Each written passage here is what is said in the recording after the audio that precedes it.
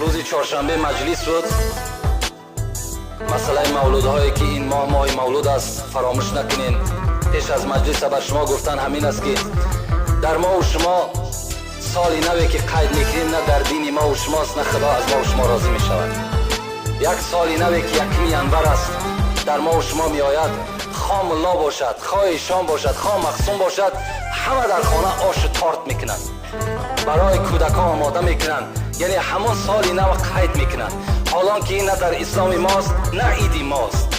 تا مادامی که این از ما نباشد، مولود از ماست، تولد پیغمبر خداست. در هر خاندان قوت شما به نان کلان نمیرسد، دعوت چند برادر نمیرسد، همین 1 کیلو برنج آش کنید برای عقیده همون فرزند بیدار کردن. همونجا یک آش کن در فرزندهات برسان که همین ماه مولود است، همین ماه تولد پیغمبر است. میدانی فرزندی من که پیغمبر ما و شما محمد است، میدانی فرزندی من که دین ما دین اسلام است. اینا را در گوش فرزنده برسانید. برای چی که مردم پیشین میرساند؟ برای چی که پدرای پیشین ما و شما در دینی کی هستی؟ در مذهبی کی هستی؟ از اینا سوال میکردن فرزنده را. چرا امروز ما و شما نمیکنیم؟ نزد دسترخوان همگی جمع میشیم و با فرزندها تعلیم بدیم که این ماه مولود است.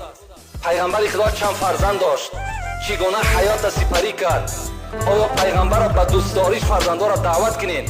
همون یک للیاش هم ثواب می شود، هم یک تبلیغ، هم یک تشویقاتی تو برای اسلام، برای عقیده فرزندت می شود. اینا فراموش نکنید.